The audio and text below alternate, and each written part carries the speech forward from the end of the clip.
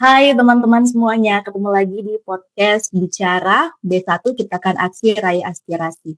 Kali ini kita akan membahas, karena kita juga sudah sampai di pertemuan atau tugas keempat, dan kita akan membicarakan apa saja yang sudah kita pelajari selama agenda satu. Tapi sebelum kita mulai, kita seperti biasa perkenalan dulu dengan anggota-anggota dari kelompok B1. Boleh silakan teman-teman perkenalkan. Baik, terima kasih. Perkenalkan teman-teman, nama saya Nasrul Fathamdi, nomor urut 34, unit kerja saya di BBWS Pompengan Jatibarang. Ya, terima kasih Kak Novi. Perkenalkan, nama saya Nathanael Kristi Kaliandesa dengan nomor absen 35 dari Balai Wilayah Sungai Sulawesi 1 Manado.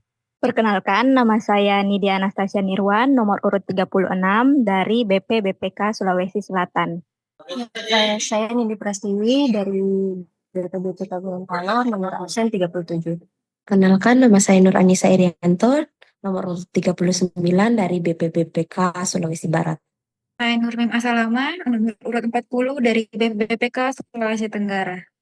Oke, itu dia seluruh anggota kelompok untuk B1 dan saya sendiri, Novi Satriani dengan nomor absen 38, asal instansi Balai Wilayah Sungai Sulawesi 3 Palu, yang hari ini menjadi host dan juga moderator dalam podcast Bicara. Dan selama agenda 1, selama pertemuan kita tentunya sudah banyak membahas tentang apa saja terkait modul-modul yang sudah dibagikan, sudah dibahas juga secara mendalam dengan pematerinya, dan pastinya untuk merefresh kembali nih di pertemuan, hampir di pertemuan terakhir ini, kita pastinya akan merefresh lagi kira-kira apa saja yang sudah dipelajari selama agenda 1 ini. Mungkin boleh dimulai dari Nasrul, apa saja yang sudah kamu pahami selama pembelajaran di agenda 1 ini. Baik, terima kasih Kak Novi atas kesempatannya. Langsung saja saya mulai. Selama 4 hari ini, saya belajar banyak hal yang membuka wawasan sekaligus menanamkan nilai-nilai penting sebagai CPNS. Pertama, saya diajak memahami kembali sejarah perjuangan bangsa dan pentingnya wawasan kebangsaan serta nilai bela negara, mulai dari cinta tanah air, kesadaran berbangsa, hingga keyakinan pada Pancasila sebagai dasar negara. Kedua, saya diajak lebih kritis dengan menganalisis isu-isu kontemporer seperti kasus penambangan nikel di Raja Ampat, kenaikan PBB di banyak wilayah, sampai bahayanya berita hoax. Sekaligus belajar banyak teknik berpikir kritis agar kita merespon tantangan zaman dengan bijak. Selanjutnya, saya belajar menganalisis apa saja yang bisa dilakukan dalam menghadapi ancaman dan tantangan di era sekarang, seperti ketahanan nasional yang sangat terpengaruh oleh alam dan akhlak kita sebagai manusia. Terakhir, semua materi itu berpadu jadi satu. Sebagai bawah peran, ASN bukan sekedar pekerjaan, tapi juga panggilan untuk menjaga persatuan, memberi pelayanan terbaik, dan menjadi garda terdepan dalam bela negara. Mungkin itu saja Kak dari saya.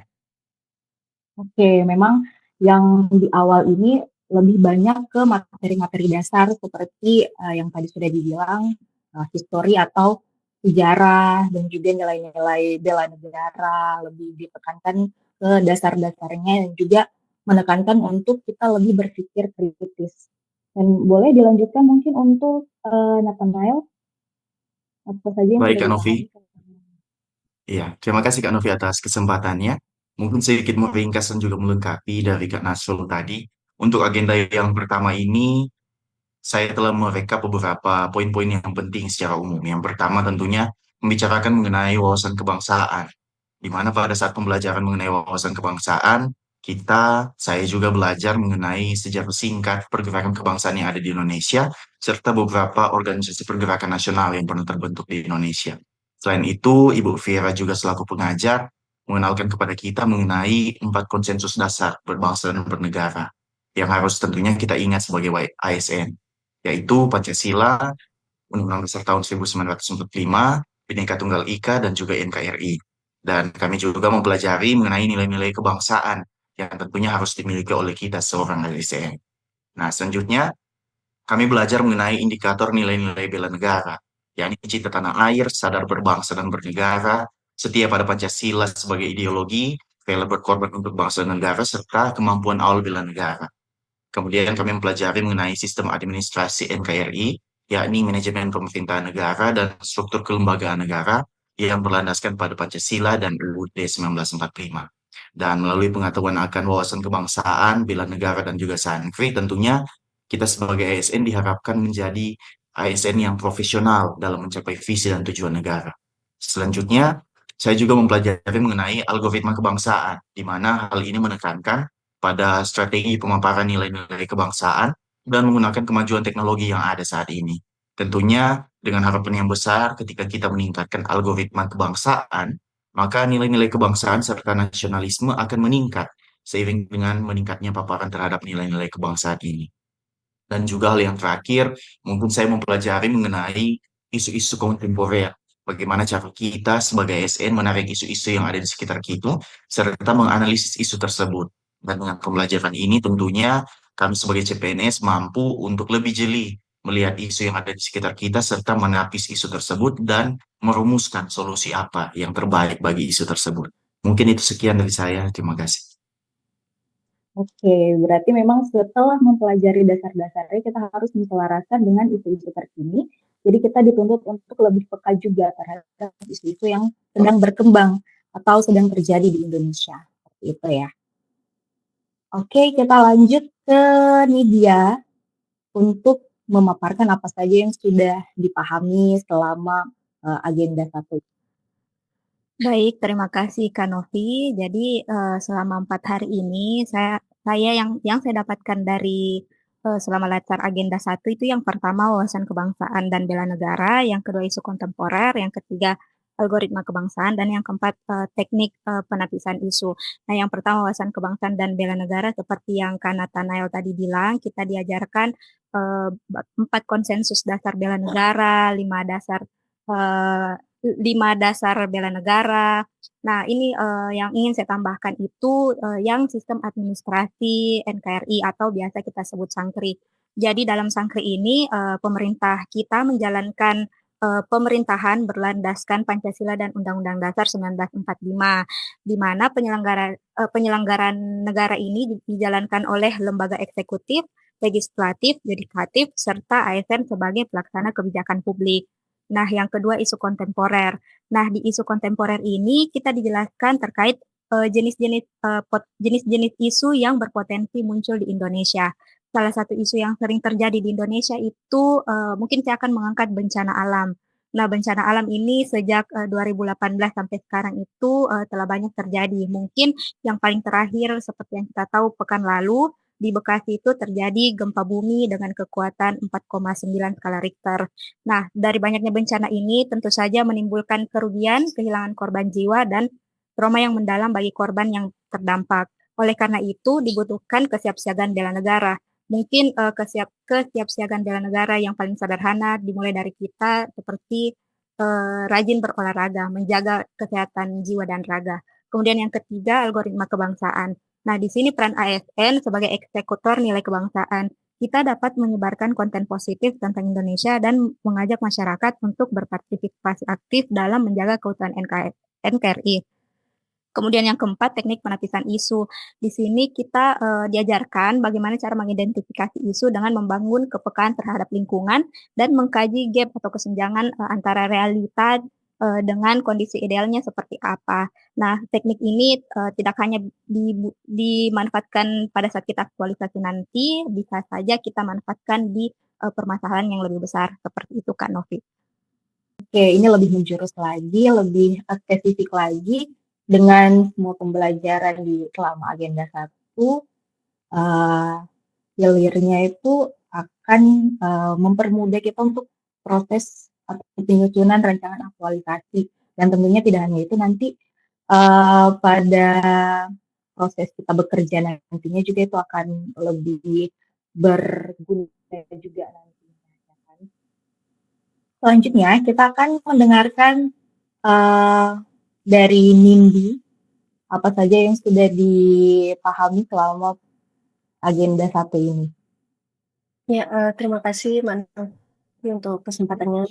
Sebenarnya penjelasan dari Mas Nasrul, Mas Nathanael, dan juga Mbak Nidia sudah cukup merangkum untuk apa saja yang sudah kita pelajari selama 4 hari ini. Tapi mungkin saya ingin menyampaikan dari sudut pandang saya selama 4 hari ini apa saja yang sudah kita pelajari, di mana selama 4 hari ini kita belajar banyak dan juga merefresh kembali terkait pengetahuan kita seputar wawasan kebangsaan, analisis isu kontemporer, hingga kesiapsiagaan bela negara yang diajarkan oleh Ibu Fira Restuani Adia. Nah, tujuan kita mempelajari ini adalah untuk membekali kita dengan pemahaman terkait wawasan kebangsaan melalui pemaknaan terhadap nilai-nilai bela negara, sehingga memiliki kemampuan untuk menunjukkan sikap perilaku bela negara dalam suatu kesiapsiagaan yang mencerminkan sehat jasmani dan mental menghadapi isu kontemporer dalam menjalankan tugas dan jabatan kita sebagai PNS profesional pelayan masyarakat, di mana di hari pertama kita diperlihatkan video terkait anak SMA yang tidak dapat menjawab soal perhitungan sederhana dengan benar ya Mbak Novia.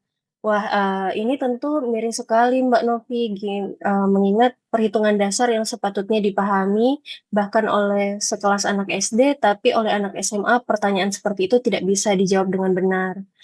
Kemudian kita juga diperlihatkan video terkait isu penambangan nikel di Raja Ampat yang dapat merusak ekosistem khususnya terumbu karangnya. Hal ini tentu membuat kita serasa tertampar ya, dengan berbagai isu dan keadaan yang terjadi di sekitar kita, di mana masih banyak PR yang perlu kita selesaikan dan kita sama-sama perbaiki. Nah, melalui materi wawasan kebangsaan ini, kita disegarkan kembali dengan pengetahuan seperti lambang negara kita yang sama-sama kita ketahui adalah Garuda Pancasila, kemudian pencipta lagu kebangsaan yaitu W.R. Supratman, sampai ke makna semboyan Bhinneka Tunggal Ika, yang artinya walau berbeda-beda tetapi tetap satu. Dan saya juga mendapatkan ilmu baru terkait santri yang juga dijelaskan oleh Mas Nathanael dan juga Mbak Nidia tadi ya. Terus ada juga disebutkan terkait 4 konsensus dasar. Nah, kemudian di hari kedua kita dipacu agar semakin peka terhadap isu-isu terkini yang terjadi di Indonesia, seperti seorang balita yang meninggal dunia akibat adanya cacing yang hidup di dalam tubuhnya hingga mencapai 1 kilogram. Itu miris sekali loh Mbak. Bahkan melalui isu tersebut saya mengetahui bahwa cacing itu tidak hanya di dalam tubuhnya, bahkan sampai ke dalam otaknya. Kemudian ada juga terkait Bima yang menyuarakan terkait pembangunan jalan di Lampung dan masih banyak lagi. Nah, kemudian di hari ketiga kita juga belajar terkait algoritma kebangsaan, yaitu merancang bangsa dari nilai, identitas, dan aksi, di mana algoritma kebangsaan yang dimaksud ini merupakan konsep struktural dalam menciptakan nilai kebangsaan dengan memanfaatkan teknologi digital yang ada. Dengan algoritma kebangsaan ini, kita seperti mengcoding ulang nih, Mbak. Maksudnya gimana? Yaitu mengcoding ulang nilai kebangsaan dengan digital, dengan menanamkan kembali atau reprogramming nilai-nilai kebangsaan ke dalam masyarakat dengan cara-cara sesuai dengan era digital. Nah, dan yang terakhir di hari keempat, kita diajak berdiskusi dan mengeluarkan pendapat kita terkait konsepsi perubahan lingkungan strategi terjadi saat ini, kemudian juga diajarkan terkait alur pikir proses penyusunan rancangan aktualisasi yang tentunya juga akan sangat bermanfaat bagi kita semua, khususnya dalam penyusunan aktualisasi nanti. Nah, selain itu juga kita dijelaskan terkait cara mengidentifikasi dan mendeskripsikan isu-isu potensial yang terjadi di sekitar kita, khususnya berkaitan dengan peran kita sebagai ASN. Mungkin itu sih dari saya, Mbak. Oke, bagus sekali. Memang lebih detail kalau penjelasan. Tapi yang bisa saya highlight, ini kita kemarin memang sempat disampaikan untuk mengcoding ulang nilai kebangsaan dengan digital. Itu maksudnya memang menselaraskan, ya, reprogramming nilai-nilai kebangsaan yang sudah ada sejak dulu. Tapi lebih dikaitkan atau lebih dinamis lagi dengan cara-cara yang sesuai di era digital sekarang ini. Gitu.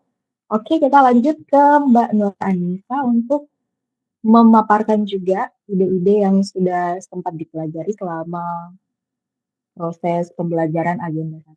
Silahkan. Terima kasih Mbak Novi atas kesempatannya. Kalau dari saya sendiri, dari pembelajaran 1-4 pada selama 4 hari dari Ibu Viera itu, tentu saja sih banyak pemahaman yang telah kita dapatkan. Yang pertama itu wawasan kebangsaan dan bela negara. Kalau dari saya sendiri, saya tertarik, sangat terhighlight dari penjelasan Ibu Viera terkait mau dulu Yang pertama itu mau tahu dulu tentang wawasan kebangsaan dapat menumbuhkan kesadaran bela negara yang pada akhirnya kita mampu mengimplementasikan pada sistem administrasi di NKRI. Yang saya garis bawahi di sini harapannya kita tidak hanya mengetahui konsensus dasar berbangsa dan bernegara serta nilai-nilai kebangsaan seperti Pancasila, Undang-Undang Dasar 45, Bhinneka Tunggal Ika, dan NKRI sebagai teori, tapi bagaimana kita menerapkan nilai-nilai tersebut dalam kehidupan sehari-hari, terutama dalam lingkup pekerjaan. Kemudian pada hari kedua itu kita bahasnya tentang analisis isu kontemporer. Isu-isunya tadi sudah banyak dibahas sama teman-teman, tapi mungkin yang saya ingat selain yang sudah dibahas itu tentang perang Cina dan Amerika ya. Nah, di situ salah satu dampaknya itu terkait penurunan volume perdagangan global. Menurut saya dari situ mungkin kita dapat merefleksikan diri sendiri ya untuk mempersiapkan hal-hal yang dapat dilakukan untuk kedepannya Indonesia menjadi lebih baik seperti menyiapkan stok beras untuk Indonesia tidak mengimpor beras lagi. Nah, kemudian di hari ketiga itu kita bahasnya tentang algoritma kebangsaan, di mana algoritma kebangsaan sendiri itu bukan sekedar teori, melainkan sebuah metode praktis yang membantu kita sebagai anak muda untuk menjadi warga negara yang cerdas, kritis, dan dapat berkontribusi aktif dalam membangun bangsa di tengah gempuran teknologi. Ada 5 nilai inti algoritma kebangsaan yang terhighlight, yaitu pertama keadilan, gotong royong, inklusivitas, integritas, dan kepeloporan. Kemudian di hari terakhir tadi kita belajarnya tentang kemampuan teknis analisis isu, di mana kemampuan yang perlu kita miliki ada 3, yaitu environmental scanning, problem solving, kemudian analytic thinking. Selain itu dijelaskan juga terkait metode APKL dan USG, di mana metode APKL dan USG ini adalah 2 teknik yang sangat umum digunakan dalam menganalisis dan menetapkan isu prioritas. Mungkin segitu dari saya, Mbak Nov. Terima kasih. Oke, terima kasih Mbak Nur Anissa. Memang sebenarnya wawasan kebangsaan dan bela negara ini kita sudah pelajari sejak lama, kita sudah tahu sejak lama ya, apalagi sebelum kita mengikuti tes CPNS juga itu adalah salah satu hal yang kita pelajari ya kan. Tapi mungkin sebelum-sebelumnya kita cuma sekedar tahu dan pelajari apa ya ini atasnya saja, kalau misalnya permukaannya saja seperti itu. Tapi di dalam proses pembelajaran ini kita lebih dalam lagi untuk mengetahui sampai kita paham dan nantinya bisa kita implementasikan ke kehidupan kita atau pekerjaan kita sehari-hari. Kayaknya seperti itu ya. Lanjut kita ke Mbak Nurmin. Terima kasih Mbak Novi. Jadi kalau dari saya kan materi satu ini materi agenda 1 kita sudah terima selama kurang lebih 4 hari yang memberikan insight atau pemahaman yang sangat padat, berdaging, dan sangat bermanfaat. Mulai dari pembahasan tentang wawasan kebangsaan dan bela negara, algoritma kebangsaan, sampai dengan isu-isu strategis serta metode analisanya. Nah, melalui materi pertama saya memahami bahwa wawasan kebangsaan adalah cara pandang kita tentang bangsa dan negara yang tentunya dilandasi oleh 4 konsensus dasar yang sudah disebutkan oleh kakak sebelumnya ya, serta juga didasari oleh nilai-nilai bela negara sebagai pedoman dalam kehidupan berbangsa dan bernegara.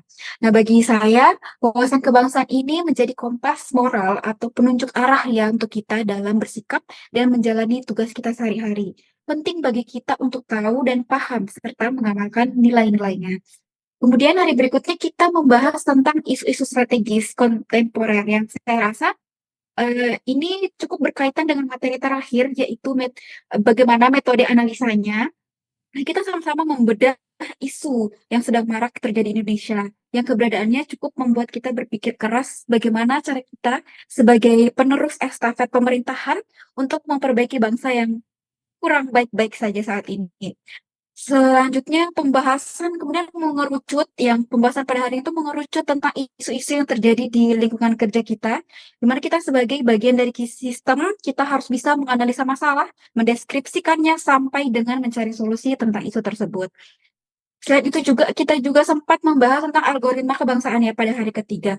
Melalui materi ini kita diajarkan untuk mengerti bahwa pola pikir atau mindset yang terstruktur dalam menganalisa nilai-nilai kebangsaan ke dalam sikap dan tindakan kita sehari-hari adalah sesuatu yang sangat penting. Algoritma kebangsaan ini bukan hanya sebagai konsep, tetapi juga menjadi pedoman praktis agar setiap langkah yang kita kerjakan selalu didasarkan pada semangat persatuan, kepentingan bangsa, dan pelayanan publik. Dengan demikian, saya merasa bahwa materi-materi yang telah disampaikan semakin meneguhkan identitas kita sebagai seorang calon ASN dalam menjaga keutuhan Negara Kesatuan Republik Indonesia.